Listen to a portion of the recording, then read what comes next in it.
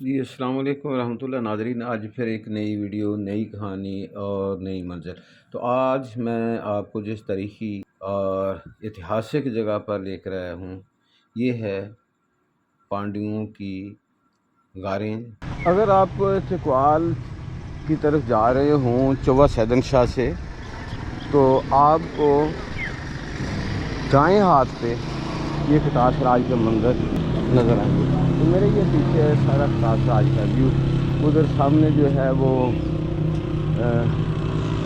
اپنا ساتگرہ مندر بھی ہے، اور اس کے ساتھ دوسرا پانڈوؤں کی وہ بھی مندر ہے، عبادت گاہ۔ پھر اس کے بعد بدھ مت کے پیروکاروں کا اسٹوپا بھی ہے، اور اس کے علاوہ یہ ایک سماد ہے۔ یہ چھوٹے چھوٹے مندر ہیں اس کے سامنے۔ یہ سڑک کے دائیں ہاتھ ہے، اور بائیں ہاتھ یہ والا کتاس راج کے مناظر ہے۔ بہت ہی خوبصورت تاریخی، ہزاروں سال پرانی اس کی تاریخ ہے۔ تو چلے میں تھوڑی اس کی تاریخ بھی بتاتا ہوں کہ پانڈو اس مین مناظر سے نکل کر یہاں کیوں آئے۔ ایک یہ بھی مندر ہے، اور اسی طرح یہ بھی سماد بنی ہوئی ہے چھوٹی چھوٹی۔ وہ دوسری سماد بھی دکھاتا ہوں، ایک وہ سماد ہے، ایک یہ سماد ہے، اور پھر آگے بھی سماد ہے مختلف۔ یہ دیواریں اسی 14 حضرت عیسیٰ علیہ السلام کی پیدائش سے پہلے کی یہ دیوار ہے۔ اس کے اثرات ابھی کچھ باقی ہیں، زیادہ تر جگہیں جو ہے نا وہ ختم ہو چکی ہیں۔ یہ دیکھیں جی، یہ غاریں ہیں پانڈوؤں کی، اور یہ ان کی سماد تھی یہاں پہ۔ جیسے کہتے ہیں نا جی، ہمارے ہاں پیر کے سامنے بیٹھ کے اپنا ذکر کرتا ہے بندہ، یا پیر ذکر کراتا ہے اپنے چیلوں کو، اسی طرح پانڈو جو تھے، یا بدھ مت کے پیروکار تھے، یا ہندو مت کے پیروکار تھے، وہ بھی اپنے چیلوں کو اسی طرح سامنے بٹھا کے وہ اپنا ذکر اذکار کراتے تھے۔ تو جیسے یہ سامنے غاریں بنی ہوئی ہیں، تو کہتے ہیں کہ آپ نے میری پچھلی ویڈیو میں دیکھا، تو ایک یہ بھی سماد ہے۔ اسی طرح پھر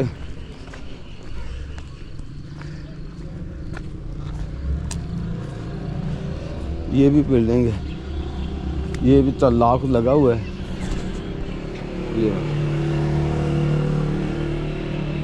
اس پہاڑی میں غاریں ہیں، تو ان غاروں میں رہنے والوں کے بارے میں جو ابتدائی طور پر ہمیں معلومات ملتی ہیں وہ یہ ہیں۔ ان کے بارے میں مہابھارت میں بھی لکھا ہے کہ مہابھارت موضوع کے لحاظ سے انتہائی متنوع ہے، جس میں جنگ، راج، دربار، محبت، مذہب سبھی شامل ہیں۔ تو اب بات کرتے ہیں کہ یہ غاریں جن شخصیات کے ساتھ منسوب ہیں ان کے بارے میں۔ کرو خاندان کے بادشاہ شانتنو کی بیوی گنگا دیوی سے دیورت نام کا بچہ پیدا ہوا۔ گنگا دیوی کے چلے جانے کے بعد شانتنو دوسری بیوی ستیاوتی عرف یوجنا گندی سے شادی کی، جس کے بطن سے چتراگنڈ اور چترویریا یہ 2 بچے پیدا ہوئے۔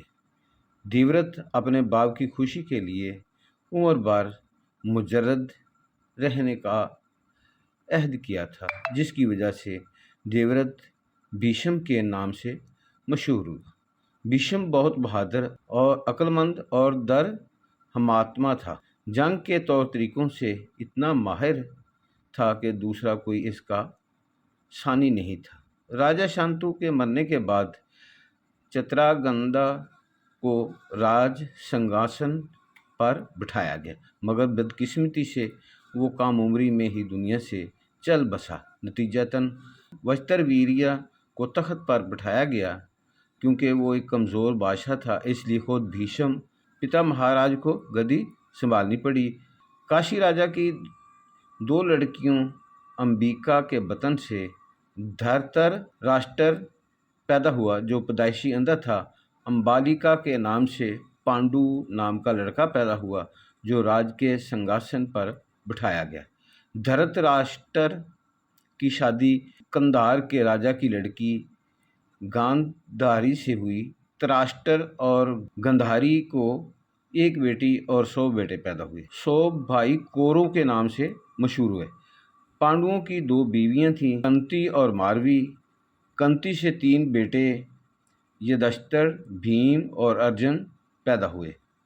मारवी से 2 बच्चे निकल और शाहदेव पैदा हुए। ये 5 भाई पांडु के नाम से मशहूर हुए। ये 5 भाई किरदार में बहादुरी में बहुत मशहूर हैं। कौरव बहादुर होते भी हासद और मुकार थे। पांडवों की राजधानी इंद्रप्रस्थ थी, कौरवों की राजधानी हस्तिनापुर थी। यही पांडवों ने अपनी राजधानी इंद्रप्रस्थ में एक बहुत ही अजीम यज्ञ मनाया, जिसमें देश व देश के आलम, फाजर, ऋषि मुनियों की दावत दी गई और इनकी अच्छी अवगत की गई, जिससे पांडवों की शोहरत चारों तरफ फैल गई। इनकी इज्जत और शोहरत को देखकर कौरवों के दिल जलने लगे। अपनी फितरत के मुताबिक पांडवों को तबाह करने की तैयारियां शुरू की। इनकी तमाम कोशिशें नाकाम होने लगी तो एक रोज़ दुर्योधन ने जुआ खेलने की दावत दी, जिसे युधिष्ठिर ने कबूल किया। इस ज़माने में कोई राजा जुआ खेलने के लिए मदऊ करता तो इसे इनकार नहीं किया जा सकता। कौरवों ने शकुनी की चालबाजी से पांडवों को जुआ में इस तरह हराया कि युधिष्ठिर ने सब कुछ दांव पर लगाया। राजपाट, धन दौलत, जायदाद, अपने चारों भाई और बीवी द्रौपदी को भी हार बैठा। दूसरी बार हारने पर यह तय हुआ कि पांडु इनकी बीवी द्रौपदी के साथ वतन छोड़कर 12 वर्ष जंगलों में काटें और 13वां साल अज्ञात दास यानी गुमनाम रहें। चनाचे पांडवों ने ऐसा ही किया।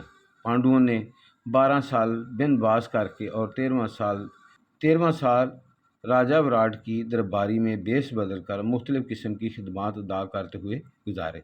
इसी तरह 13 वनवास गुजारने के बाद जब वो वापस आए और इन शराइत की तकमील के बाद अपना हिस्सा वापस मांगा तो कौरवों ने साफ इनकार कर दिया, जिसकी वजह से इनके दरमियान जंग नज़ीर हो गई। ये फ़ौजें आमने सामने खड़ी होंगी। कृष्ण भगवान चूँकि दोनों के भी रिश्तेदार थे, इसलिए उन्होंने दोनों से दरख्वास्त की कि इनकी मंशा के मुताबिक इस तरह कृष्ण पांडवों की तरफ राकर अर्जुन की ख्वाहिश के मुताबिक इनके रथ बांध रहे। तो जनाब, ये थे कुछ तारीख़ी हक़ाइक़ जो पांडवों और कौरवों की जंग की वजह से आए। तो जब इनको देश निकाला हुआ तो फिर वो यहाँ पर ठहरे। इसके अलावा सिकंदर आज़म जो मकदूनिया का बादशाह था, मुख्तलिफ़ इलाके फ़तेह करता हुआ जब यहाँ पहुँचा तो इसका सामना राजा पोरस से हुआ। खूब खून रेज़ी हुई। इसके बाद सिकंदर आज़म ने राजा पोरस को शिकस्त दी तो वो भी काफ़ी अरसा इन गारों में। इसके अलावा 1947 से पहले इन गारों में दुनिया भर से हिंदू ज़ायरीन आते थे।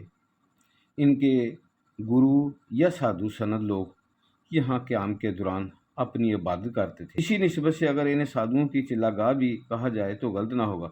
अगर इस सफ़ेद इमारत को देखें तो ये सिख दौर की महसूस होती है। इसके दरवाजे के ऊपर बनी मेहराबें और मेहराबों के ऊपर फिर बना हुआ खूबसूरत गुंबद सिख दौर की निशानदेही करता है। अगर इसके दरवाजे को देखें, दरवाजे के साथ बने हुए पिलर देखें तो फिर भी ये सिख दौर की निशानदेही करता है। ये देखें जी, साइडों पे लिखा हुआ है। जैसे हमारे पाकिस्तानी हर जगह जाते हैं तो कुछ ना कुछ लिखाई इनकी सूरत में छोड़ देते हैं।